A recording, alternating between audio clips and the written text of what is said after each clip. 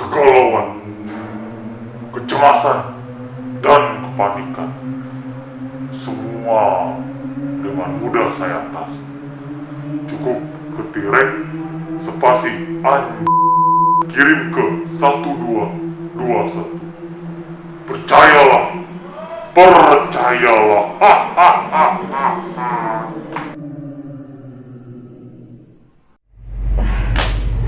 Masih percaya tuh yang kayak tadi tuh? Gak zaman kali hari gini. Kalau kamu ngerasain cemas, panik, kita kenali dulu rasa cemasnya dan paniknya tadi. Namun, kita bisa coba dengan relaksasi untuk mengurangi ketegangannya. Kita coba sama-sama ya. Untuk teknik relaksasi kali ini kita sebut dengan istilah butterfly hug. Jadi, teman-teman di rumah atau kalau stetoskop bisa coba dengan cari posisi duduk yang paling nyaman. Bisa sambil diselonjorkan kakinya, sambil sederan juga boleh, lebih baik. Pokoknya cari posisi yang paling nyaman.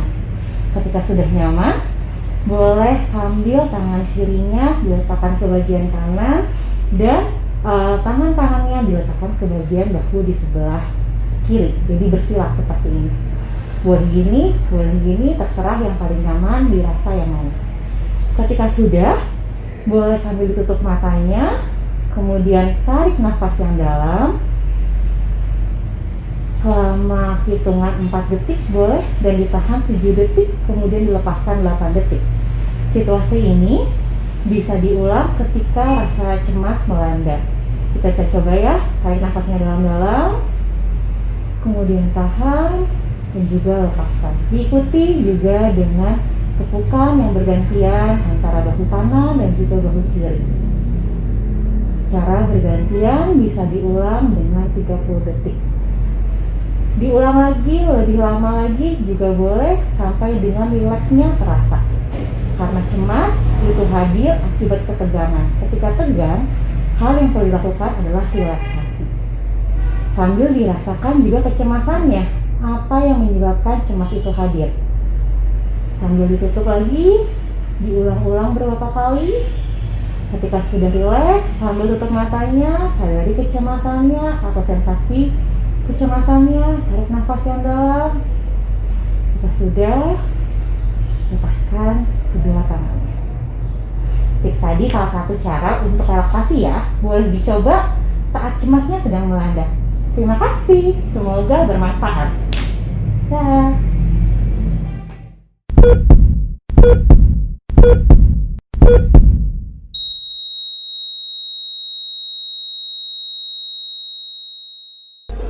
Halo kawan stetoskop, kembali lagi bersama saya Wulan. Kali ini kita akan membahas sesuatu yang spesial, yaitu tentang kesehatan mental dunia. Oke, kenapa spesial? Karena kali ini aku mau ikutan nimbrung, ikutan ngobrol, diskusi sehat bersama partner aku nih di Puskesmas Kecamatan Palmerah, yaitu Dr. Denia. Tapi kayaknya dia lagi sibuk banget nih, nggak tahu nontonin apa, liatin apa. Kita coba tanya langsung aja ya.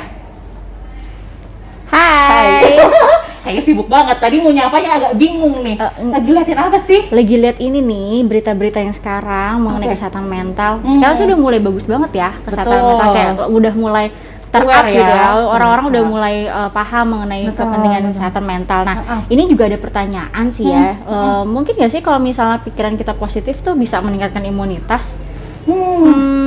Menurut lo gimana? Bener sih. Bener sih, itu fakta ya. Yes, fakta banget. Fakta banget, benar. Karena kan kalau misalnya kita banyak pikiran negatif, otomatis banyaknya hormon stres juga meningkat. Yes, Nah, hormon stres tadi ngaruhnya ke imunitas juga. Iya. Soalnya kan kalau misalnya itu ya, kalau misalnya imunitas turun ya otomatis banyak penyakit juga yang bisa muncul di dalam tubuh kita. Betul, gitu kan. betul.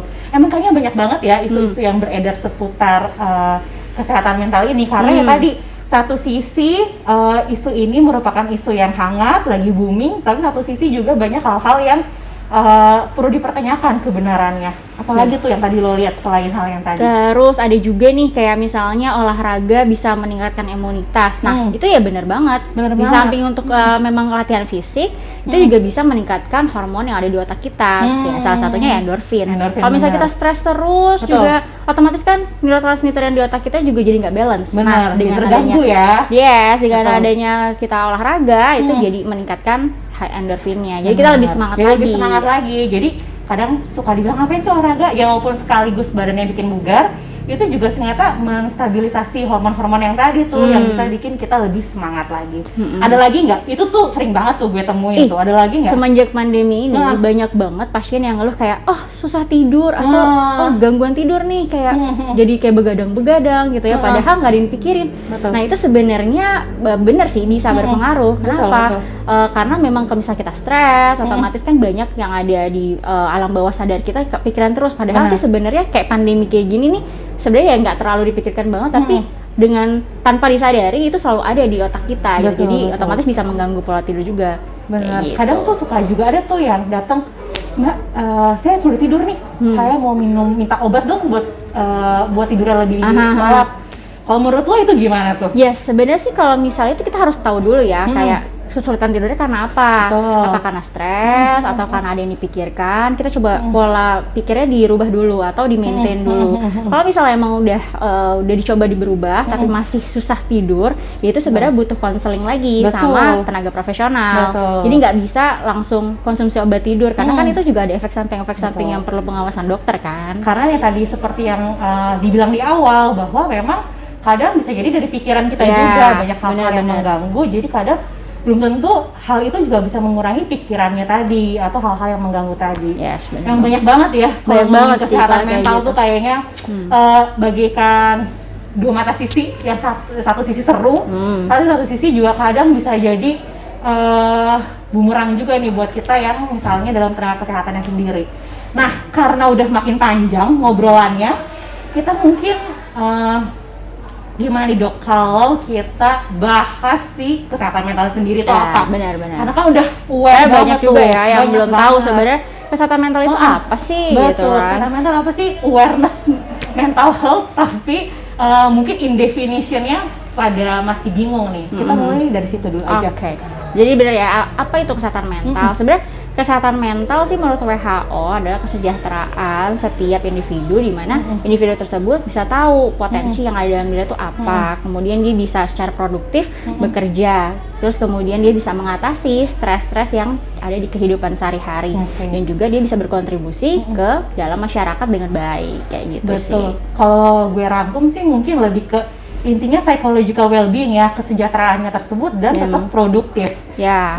Jadi sebenarnya stres apa ya boleh banget Boleh dipunyain, banget. asal kehidupan sehari-harinya kita tetap produktif nih, masih bisa kerja atau mengurus kehidupannya sehari-hari, kayak mandi, makan yang basic lah ya. Itu masih bisa dilakukan. Tapi kalau misalnya emang ternyata misalnya gini kayak lagi pandemi sekarang kan banyak banget kan peningkatan kasus COVID gitu ya, jadi kita jadi cemas, stres. Nah itu kan wajar banget ya. Kemudian juga bisa kalau terjadi gangguan tuh gimana sih? Gue udah gangguan belum ya? Misalnya kayak gitu. Nah itu kan banyak ya yang berpikiran kayak gitu. Sebenarnya udah masuk ke dalam gangguan belum sih gitu? Sebenarnya sih kalau dibilang gangguan kesehatan mental itu harus ada misalnya dia sudah berlangsungnya lama, menetap, terus semakin lama semakin meningkat misalnya. Terus kemudian juga tidak ada perubahan setelah misalnya kayak istirahat masih cemas juga nih kayak gini. Nah terus juga dan yang paling penting udah terganggu fungsi sehari-harinya, jadi udah nggak produktif lagi karena terlalu cemas kayak gitu. Jadi emang produktivitas itu yang penting nih, tolak ukur di mana kayaknya lo sehat mental tuh ketika produktivitas lo tuh semuanya tercukupi, berjalan dengan semestinya gitu, nggak melenceng gitu ya. Nah karena tadi udah sempat disinggung nih sama dokter Denia tentang kecemasan, kayaknya perlu dibahas juga nih dok, buat anak-anak atau buat teman-teman atau buat para mami, pokoknya semua kawan stetoskop perlu banyak tahu tentang apa aja sih gangguan mental yang sering muncul, yang banyak banget sih pasti kita nggak bisa bahas ya. Kalau gitu kita bisa satu SKS sendiri. Tapi sekarang yang common aja deh, yang sering muncul.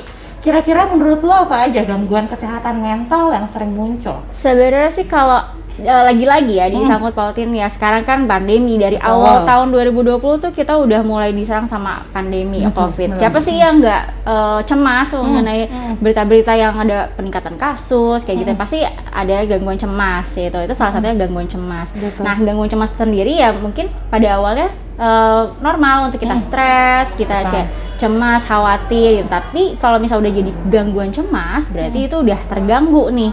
Jadi udah mungkin berlangsungnya berkepanjangan, terus juga menetap, Dan terus mengganggu tadi ya hal-hal berganggu sehari-harinya. sehari-hari kayak gitu. Terus di samping itu juga sebenarnya sih banyak gangguan-gangguan Banyak banget lainnya kayak gangguan psikotik gitu ya.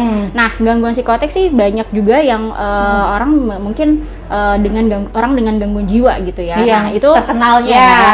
karena kan adanya diskoneksi antara kehidupan sama kenyataan. Iya, Jadi realitanya putus Yes. kalau kita bilangnya kayak gitu. jadi gejala-gejalanya tuh juga yang misalnya kayak ada waham, halusinasi, delusi. Karena memang skizofrenia sendiri juga memang adanya pola pikir yang terganggu, terpecah dan memang tidak beraturan kayak gitu. Jadi kalau di breakdown itu skizofrenia itu seperti itu. Jadi ya gejala-gejala yang kayak tadi saya sebutin kayak gitu. Oke, mungkin Masih kalau baik gua- lagi sih sebenarnya kayak Bener, gangguan masih mood, baik lagi. depresi. Kalau gue tambahin mungkin gangguan mood nih yang sering common aja deh, yang sering kita ketemu tiap hari sama pasien-pasien, mungkin gangguan mood nih. Gangguan mood juga perlu banyak yang tahu nih, ada dalamnya itu ada bipolar, contohnya salah satunya Ya. sama depresif. Gangguan mood sebenarnya nggak berarti tiba-tiba kita senang terus sedih terus itu bisa jadi gangguan, belum tentu. Tadi balik lagi ada onset tertentu Ya, atau yang harus dipenuhi. harus dipenuhi. Ada beberapa gejala yang harus dipenuhi sehingga kita bisa mendiagnosis gangguan mood tersebut. Intinya gangguan perubahan suasana hati deh kalau gangguan mood itu. Tapi bukan berarti ya misalnya habis diputusin nih terus sedih. Ya, itu wajar banget ya, Kayaknya maksudnya gue gangguan mood deh, kayaknya gue Ya, enggak depresi juga. deh. Ya enggak juga gitu. Jadi emang intinya perlu juga diagnosis. Nah, karena tadi kita singgung tentang gangguannya banyak banget sih sebenarnya, nggak bisa dibahas semua, banyak banget. Tapi itu yang bisa terjadi. Kalau penyebabnya kira-kira apa aja nih? Sebenarnya sih kalau penyebabnya itu nggak bisa berdiri sendiri ya, Betul. jadi multifaktorial ya. Multifaktorial. Misalnya ada kayak faktor biologis, psikososial, Sosial. psikologi, Dan sosial. juga sosial. Itu tiga gitu ya. komponen utama ya yang kalau bisa biologis, menyebabkan seseorang terkena nih gangguan mental ini. Kalau misalnya biologis ya itu karena kan ada banyak hormon-hormon, kemudian juga neurotransmitter, zat kimia di dalam otak sehingga dia bisa nggak stabil nih. Nah, Betul. kalau misalnya udah nggak stabil di otak, otomatis dia bisa menunjukkan gejala-gejala yang disebut gangguan mental tersebut, atau bisa juga genetik. Tapi memang genetik sendiri nggak 100% berkontribusi sebagai gangguan mental. Biasanya sih kayak 5% misalnya kalau dalam keluarganya ada yang menderita penyakit mental, bisa diturunkan ke anaknya kayak gitu. Ya makanya ada faktor yang lain nih, psikologis kalau gue belum nambahin. Ya pola asuh tentunya. Pola asuh gimana kita jadi individu yang saat ini nih seperti ini ya akibat adanya pola asuh, dan juga tadi kalau mau ditambah juga sama adanya sosial. Nah, ya. Lingkungan tuh membentuk kita loh Benar, jadi benar. individu yang seperti ini. Makanya faktor-faktor yang lain yang 3 tadi, biologis, psikologis, dan sosial emang perlu banget buat dilihat juga, menentukan orang ini terkena atau mengalami gangguan yang mana, seperti itu.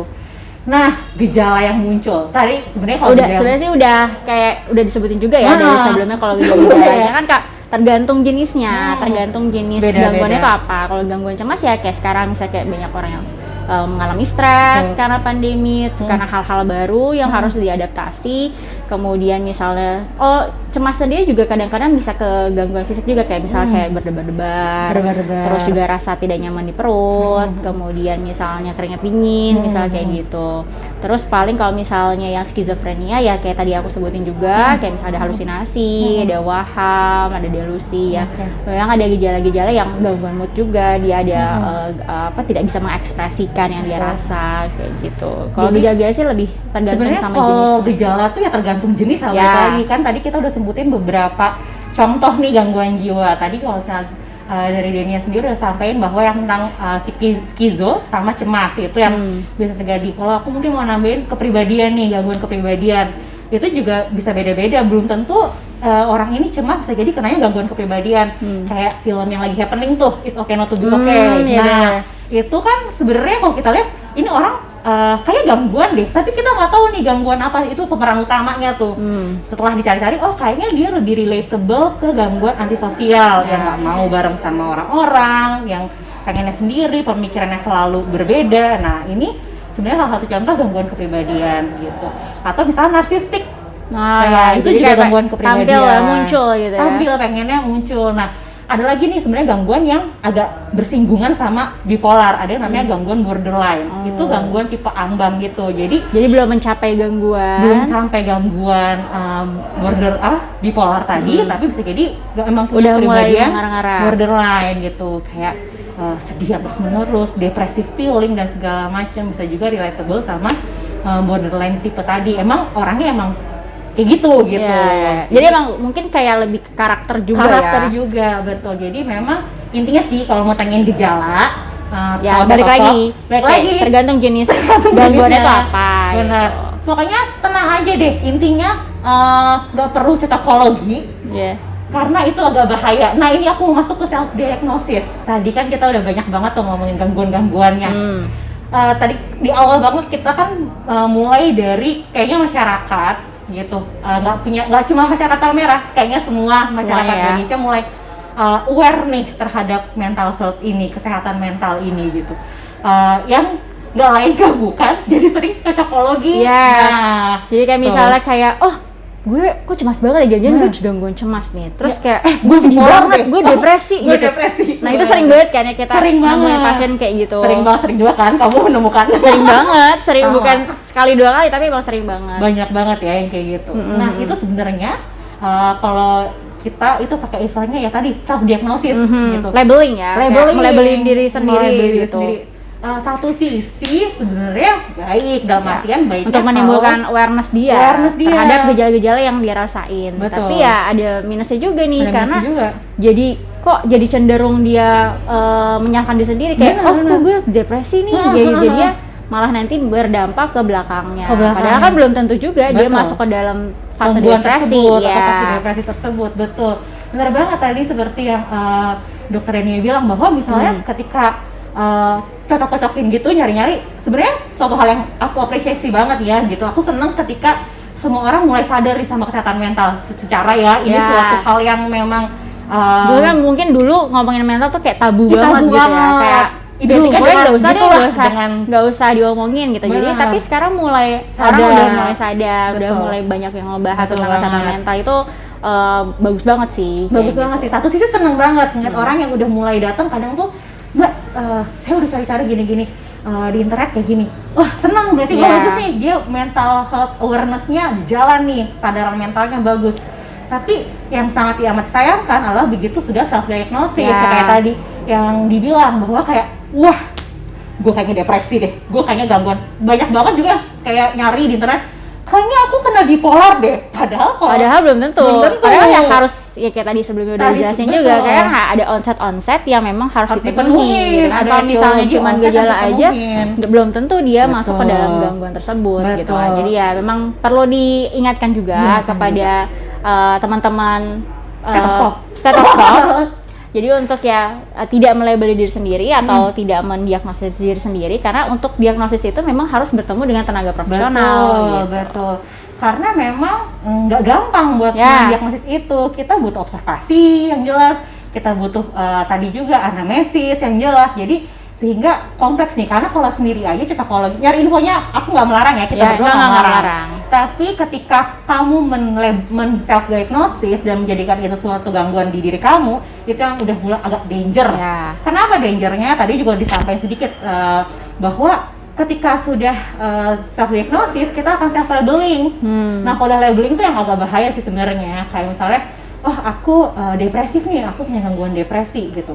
Akhirnya apapun nanti jadikan excuse, ya udahlah emang aku orangnya depresi. Sedangkan kesehatan mental tadi baik lagi, lo tuh bertumbuh kembang atau bertumbuh gitu, produktif.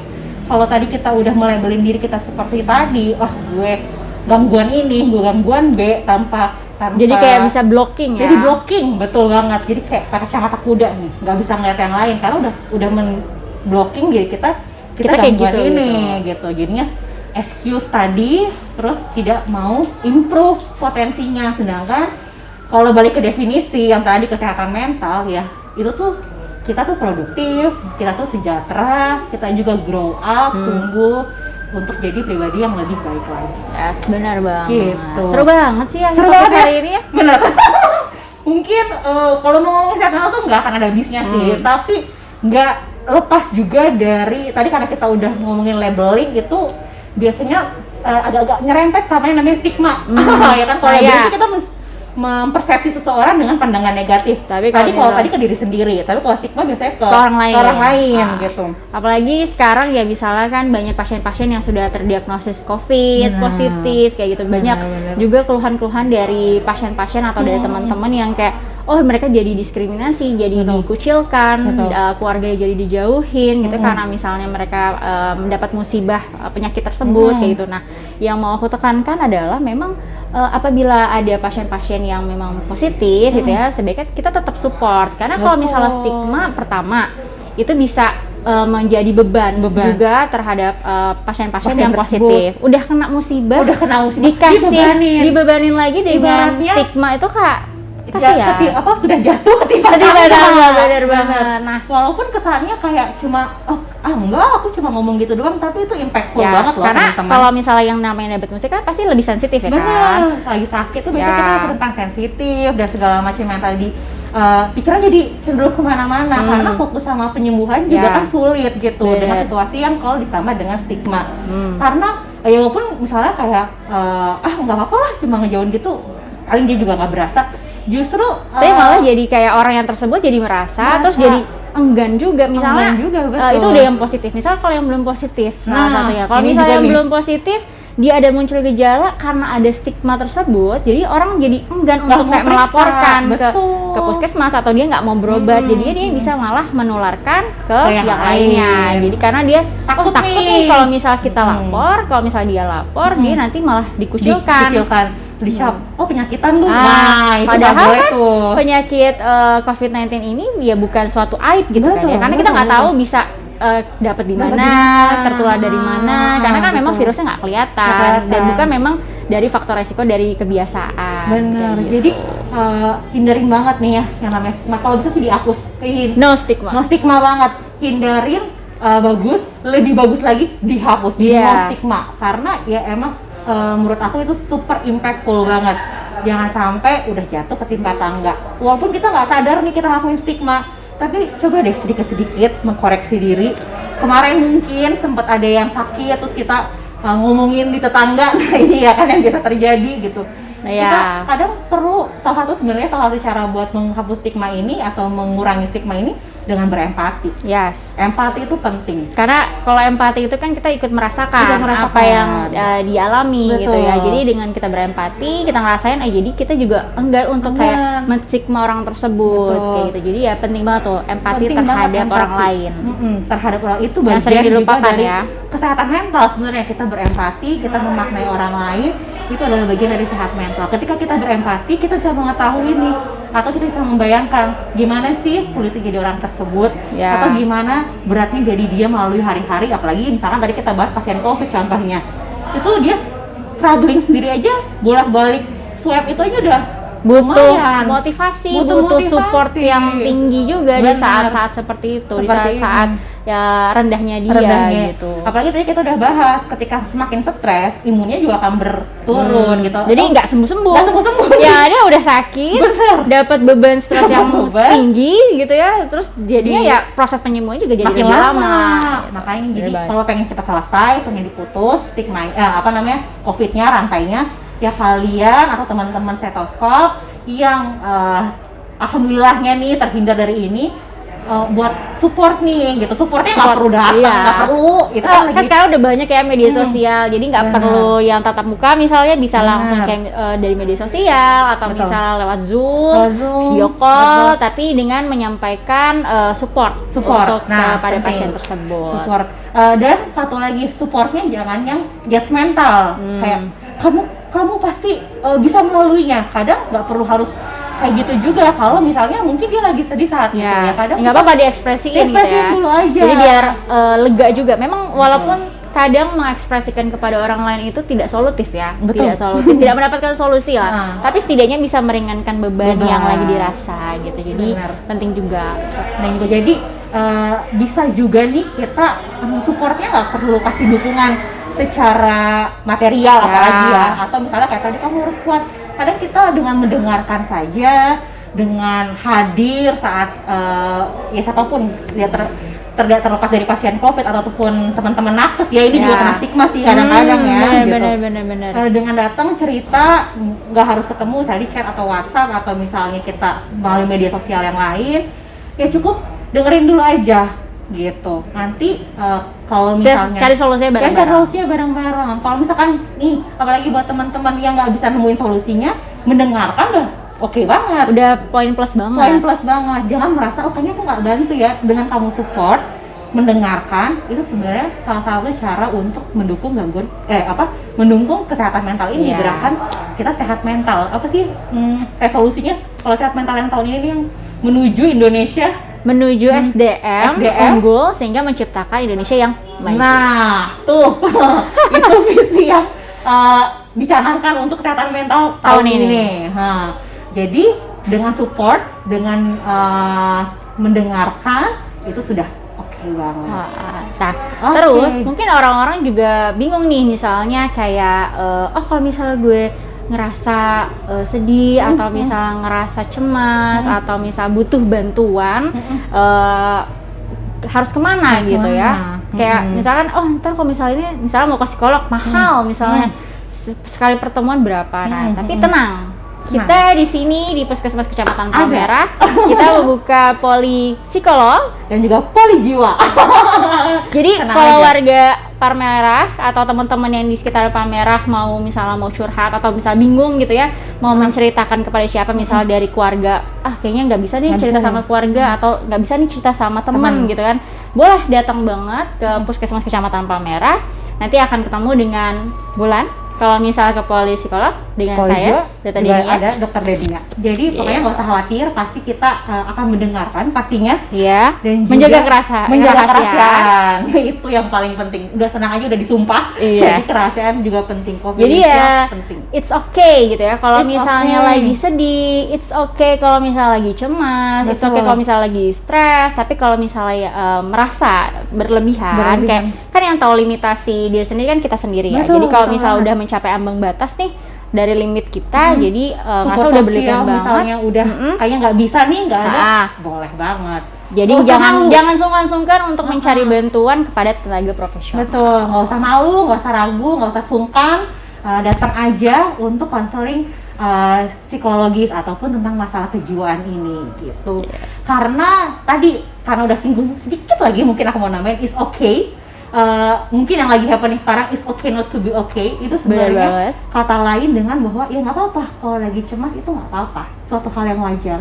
Namun ketika sudah berlebihan, sudah mengalami aktivitas sehari-hari dan rasanya sulit, overwhelming gitu ya, kekhawatirannya sudah berlebihan, nggak punya support system yang oke, datang aja. Yes, gitu simple gitu aja. Betul. Kita selalu ada di Puskesmas Kecamatan Palmerah. Oke, ada mau tambahin lagi mungkin?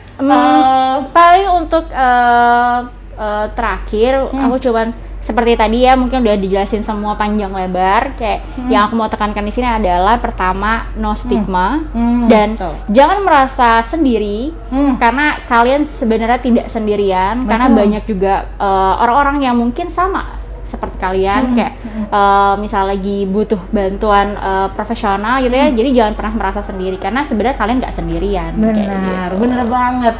Karena tadi ini ya, kadang tuh orang mikirnya juga terkait dengan stigma, selain tadi stigma yang pandemi, orang tuh datang ke kita nih ragu gitu karena ngerasa ntar gue dikira gangguan jiwa lagi. Atau malu nih gue kalau misalnya cerita nih. Sebenarnya itu sebisa mungkin nggak perlu dirasakan gitu, karena nggak semua kok yang datang ke kita misalnya masalah gangguan jiwa yang berat tadi yang mungkin kalau Denia sempat singgung psikotik. Banyak banget kok masalah-masalah lain, misalnya relationship, stres kerja, atau kita bisa burnout itu, atau misalnya masalah-masalah yang lain. Nggak melulu soal masalah gangguan yang berat atau psikotik salah satu contohnya. Jadi nggak usah ragu, nggak usah merasa kamu sendiri dalam masalah ini, terutama kayak aduh makin sendiri, karena kalau perasaan sendiri itu nanti malah berdampak buruk juga ke psikologis tersebut. Karena makin sendiri, makin kerasa murung, makin mungkin yang tadinya nggak ada gangguan lain jadi misalnya bisa hadir atau produktivitas jadi terganggu juga. Bener banget. Jadi no stigma juga buat masalah yang tadi, gak usah ragu buat datang ke kita Puskesmas Kecamatan Palmerah. Ada 2 poli yang menaungi kita sama satu payung tentang kesehatan mental ini, dari poli jiwa dan juga poli psikologi. Iya. Gitu deh kalau dari ini sesi ini sesi ini kayak konseling ya gue. Dari diskusi-diskusi hari ini kali Semoga diskusi kita kali ini bermanfaat ya benar. pastinya. Sedikit men-insight Ya, teman-teman, membuka pikiran teman-teman betul. kayak untuk oh ternyata bener juga ya kalau misalnya kita ini butuh curhat atau misalnya konseling gitu ya. Oh ternyata ada loh di Bener. puskesmas gitu ya. Nggak usah khawatir, Gak usah bingung-bingung. nggak usah bingung-bingung, cukup datang aja, nanti kita sama-sama cari solusinya. Benar gitu. banget. Pokoknya jangan merasa bahwa hanya sendirian yang tadi. Yes, benar-benar. Gitu deh. Oke, dengan jiwa yang sehat, betul. kita bisa menciptakan SDM yang unggul dan menciptakan Indonesia yang maju. Betul banget. Selamat Hari Kesehatan Jiwa selamat. Sedunia. Stetoskop Sehat terus.